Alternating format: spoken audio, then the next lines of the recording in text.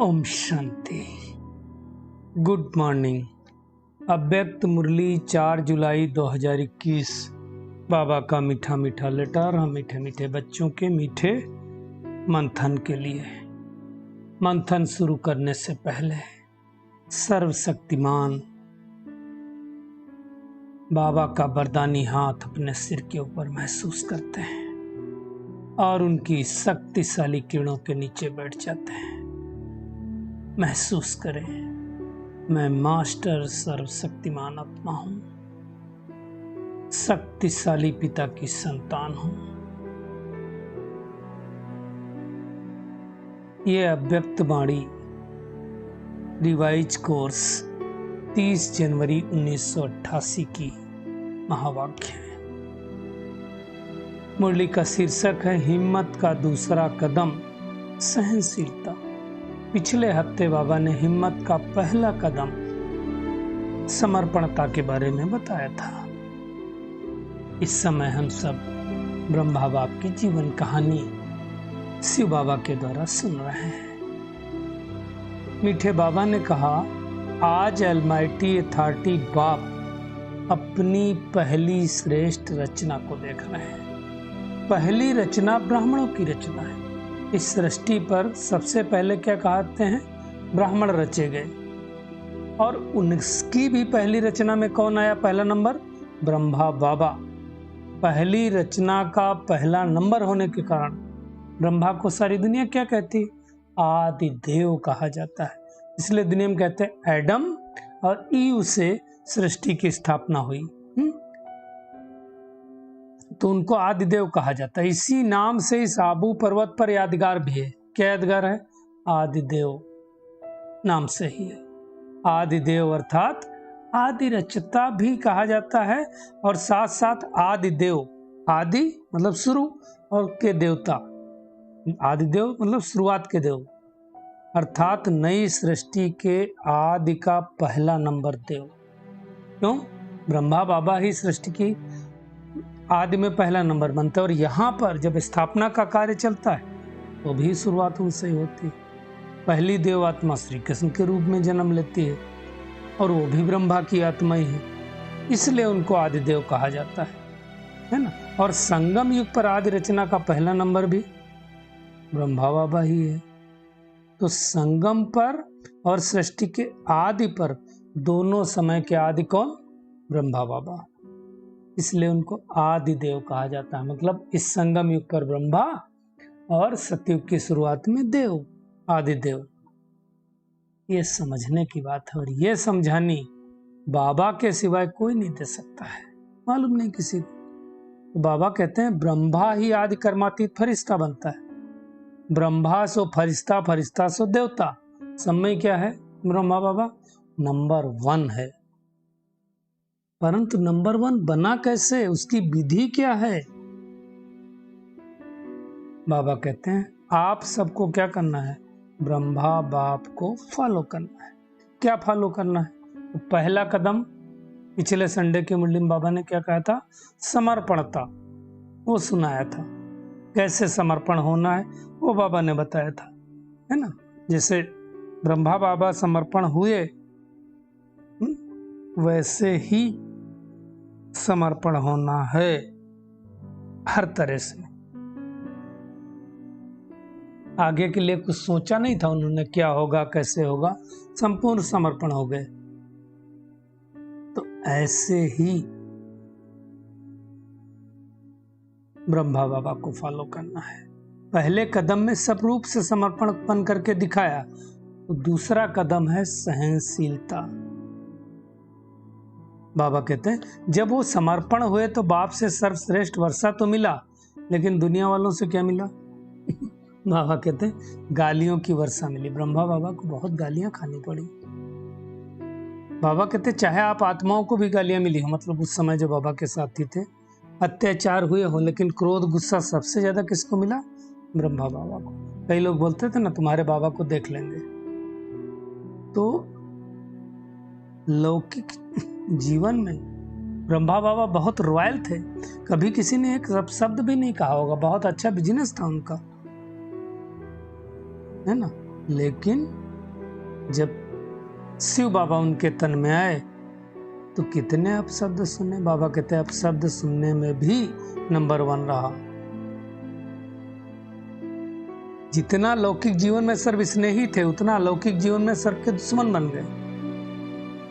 बच्चों के ऊपर अगर अत्याचार हुआ तो इनडायरेक्ट बाप के ऊपर अत्याचार हुआ, लेकिन विजयी कैसे बने? सहनशीलता के गुण से, सहनशीलता की धारणा से मुस्कुराते रहे, कभी मुरझाए नहीं। और वैसे भी देखो, जब कोई परिस्थिति आए, कोई आपको कुछ बोल रहा हो, गाली दे रहा हो, और अगर आप मुस्कुरा सकते हैं उस समय, विपरीत परिस्थितियों में अगर आप मुस्कुरा सकते हैं तो वो जिंदगी है। वो करके देखो। जीत कर तो सब मुस्कुराते हैं, हार कर मुस्कुरा करके अगर वो क्षमता है तो वो शक्ति है। बाबा कहते हैं कोई प्रशंसा करे और आप मुस्कुराएं, इसको सहनशीलता नहीं कहते। लेकिन दुश्मन मन क्रोधित हो, आप शब्दों की वर्षा करे, ऐसे समय पर सदा मुस्कुराते रहना, संकल्प मात्र भी मुरझाने का चिन्ह चेहरे पर न हो, इसको कहा जाता है सहनशीलता। तो सहनशीलता की परिभाषा बदल दी बाबा ने। दुश्मन आत्मा को भी रहम दिल भावना से देखना, बोलना, संपर्क में आना, इसको कहते हैं सहनशीलता। नहीं तो दुनिया में क्या होता है, हम क्या करते हैं? किसी ने अगर ठीक से बात नहीं की एक बार तो हम 10 बार नहीं करते हैं। वो नहीं, एक बार उसने ठीक से बात नहीं की, हम 10 बार ठीक से बात करेंगे। ये है सहनशीलता। बाबा कहते हैं स्थापना के कार्य में, सेवा का कार्य में बड़े बड़े तूफान आए, लेकिन क्या किया? जैसे महावीर हनुमान के लिए क्या दिखाते हैं? बड़ा सा पहाड़ हथेली पर एक गेंद के समान ले आया। कोई इतना बड़ा पहाड़ ला नहीं सकता, एक गायन है। कोई कितनी भी पहाड़ सामान परिस्थिति हो, समस्या हो, लेकिन उसको छोटा सा खिलौना बना करके खेल की रीत से उस परिस्थिति को पार कर ले वो आत्मा, खुद भी हल्का रहे, दूसरे को भी हल्का रखे, उसको कहा जाता है सहनशीलता, उसको कहा जाता है महावीरता। छोटे से पत्थर को पहाड़ नहीं बनाना, गेंद बना देना है, विस्तार को सार में ला देना है, इसको सहनशीलता कहा जाता है। विघ्नों को पार कर लेना है, खुद के मन को हल्का रखना, दूसरों के मन को हल्का रखना, इसको कहा जाता है सहनशीलता। विस्तार में ना जाएं, कल्प पहले वाली स्मृति नथिंग न्यू से फुल स्टॉप लगा पाएं, बिंदु बन करके आगे बढ़ें, इसको कहा जाता है सहनशीलता। सहनशील आत्मा क्या करेगी? विस्तार को सार में लेकर के आएगी, विघ्नों को सार में लेकर के आएगी, जो ब्रह्मा बाबा ने किया। जैसे लंबा रास्ता तय करने में कितना टाइम लगता है, तो 60 रास्ता है, लंबा रास्ता पार करने में शक्तियां भी जाती हैं, 60 रास्ता कम शक्तियां जाती हैं, है ना। तो ऐसे ही विस्तार को सार में लाना, दिल शिकस्त नहीं होना, मौज से मुस्कुराते हुए पार करना, इसको बाबा कहते हैं सहनशीलता कहा जाता है। अब हमें अपनी चेकिंग करनी है कि मैं आत्मा ऐसी कितनी सहनशील बनी हूं। सहनशीलता की शक्ति वाला कभी घबराएगा नहीं, ऐसा क्यों होता है? लेकिन और संपन्न होने के कारण याद की गहराई में जाएगा। घबराने वाला कभी गहराई में नहीं जा सकता है। तो भरपूर बनना है। जो विस्तार में जाएगा वो खाली होगा, जो सार में रहेगा वो भरा होगा। वो संकल्पों से उछलता रहेगा, वाणी में भी सबके आगे उछलेगा, हद से ज्यादा उछलेगा। और बाबा कहते जो उछलता है वो हाँफता है। तो हमको हाँफने वाला नहीं बनना है, हमको सहनशील बनना है, मौज में रहना है। तो दूसरा कदम कौन सा?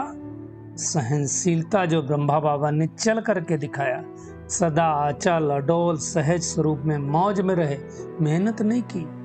बाबा कहते 14 वर्ष तक बच्चों ने भी इसका अनुभव किया। जब कराची में थे बाबा, लगा जैसे 14 साल ऐसे बीत गए, बड़े मौज से रहे बच्चे वहाँ। कभी दादी जी का अनुभव सुना, दादी गुलजार जी का। बाबा कहते वहाँ बच्चे तो सब बड़े बड़े घराने के आए थे, कहाँ नाज से पलने वाले। ब्रह्मा बाबा ने खुद लौकिक बच्चों को नाज से पाला था। फिर उन बच्चों से क्या किया? गोबर के गोले भी बनवाए, जो उपले बोलते हैं। मैकेनिक भी उनकी खुद की बेटी थी, चप्पल भी सिलवाया, मोची भी बनाया, माली भी बनाया। लेकिन मेहनत लगी या मौज लगी, सब बच्चे मौज से रहे, सब कुछ पार किया, मौज की जीवन अनुभव किया। और जो मूंझ गए उसमें वो भाग भी गए, बहुत सारे चले भी गए थे। और जो उन्होंने मौज का अनुभव किया वो आज अनेकों को मौज का अनुभव करा रहे हैं, आज वो दादियां हैं। बाबा कहते हैं अगर अभी वही 14 वर्ष रिपीट करें तो पसंद है? अगर वही 14 वर्ष तपस्या के हों तो पसंद है? सभी लोग कमेंट में लिखना पसंद है कि नहीं पसंद है ना? बाबा कहते हैं अभी तो सेंटर पे थोड़ा सा काम होता है तो क्या सोचते हैं हम इसके लिए थोड़ी समर्पित हुए हैं, इसके लिए ब्राह्मण जीवन जिया है क्या? नहीं, मूंझो नहीं, सरेंडर होना मतलब सब कुछ करना। ब्रह्मा कुमारी बनना अर्थात दिल की मौज में रहना, स्थूल की मौजों में नहीं। बाबा कहते दिल की मौज, कोई भी परिस्थिति आए मूंझने के बजाय परिस्थिति को बदल देंगे, है ना। साधनों से साधना नहीं प्रभावित हो, जो साधनों के बस साधना करेगा खुद भी मूझेगा, दूसरे को भी मूझाएगा, फिर सूत मूझ जाएगा तो उसको ठीक नहीं कर पाएगा, है ना। तो ऐसा नहीं करना। बाबा कहते ब्रह्मा कुमारी जीवन अर्थात ब्रह्मा बाप समान मौज की जीवन, लेकिन उसका आधार क्या है? सहनशीलता। इसके कारण ब्रह्मा बाबा चल डोल रहा ना, तो हमें भी सहनशीलता का गुण धारण करना है। बाबा कहते हैं सहनशीलता के 2 प्रकार के पेपर सुनाए। पहला पेपर क्या आया था ब्रह्मा बाबा के? अब शब्द अत्याचार। दूसरा, यज्ञ में बहुत विघ्न आए। शुरू में तो बहुत विघ्न आए थे, आग भी लगाई गई, पिकेटिंग भी हुई। और तीसरा, कई ब्राह्मण आत्माएं ट्रेटर भी बनी, तो उनसे भी असंतुष्टता का सामना करना पड़ा। लेकिन ब्रह्मा बाबा हमेशा कल्याण की भावना, सहनशीलता की भावना से 1-2 को आगे बढ़ाया। सामना करने वाले को भी मधुरता, शुभ भावना, शुभकामना से सहनशीलता का पाठ पढ़ाया। उनके मुख से भी क्या निकला? बाबा बाबा है, मेरा है। इसको कहा जाता है फॉलो फादर समान कन बनना। तो हमको भी ब्रह्मा बाबा समान बहादुर बनना है, महावीर बनना है। तो क्या करेंगे? आज सारा दिन सहनशील बनना है, बाप के समान सहनशीलता का। सहन और शीलता वो कमजोर आत्मा की निशानी नहीं है। सहन कौन कर सकता है? जो पावरफुल होता है। जो कमजोर होगा बोलेगा हम कहाँ तक सहन करेंगे। पावरफुल होगा उसको बोलो 10 बार झुको तो 10 बार झुक जाएगा। तो सहन और शील, शील का मतलब क्या होता है? प्रोटेक्शन। तो वैसा बनना है। तो सारा दिन इस बात को ध्यान रखेंगे कि आदि देव समान हमको बनना है। फिर बाबा ने पार्टियों से मुलाकात की, कुमारों से। कुमारों की क्या विशेषता है? बाबा कहते हैं कुमार जीवन श्रेष्ठ जीवन है, क्योंकि पवित्र जीवन है। जहाँ पवित्रता वहाँ महान है। और कुमार तो शक्तिशाली होते हैं, पवित्रता की शक्ति तो होती है। जो संकल्प करें वो कर सकते हैं, बंधन मुक्त भी हैं, बनने वाले भी हैं, बनाने वाले भी हैं। असंभव को संभव कर सकते हैं, क्योंकि बनाने वाला तो सर्वशक्तिमान बाप है ना। दुनिया वाले कितना भी कोशिश करें, बाबा कहते हैं आप जैसे थोड़ी बन सकते हैं। दुनिया वालों को मुश्किल लगता है और आप करके दिखाते हो, है ना। बाप के संग में औरों को भी ले आते हो, तो बाप समान बनते और बनाते हो। कुमार अर्थात सदा अचल अडोल, कैसी भी परिस्थिति आ जाए लेकिन डगमग होने वाले नहीं, सदा एक रस अचल स्थिति में स्थित रहने वाले हो, ऐसा बनना है। तो कुमार जीवन एक रस स्थिति वाला जीवन है। फिर बाबा ने माताओं से बात की। बाबा कहते हैं माताओं के लिए सहज साधन बाबा ने क्या बताया याद करने?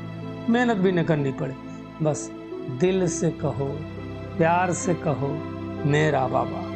बस जो मेरा है वो सारा दिन तो वही याद आएगा ना।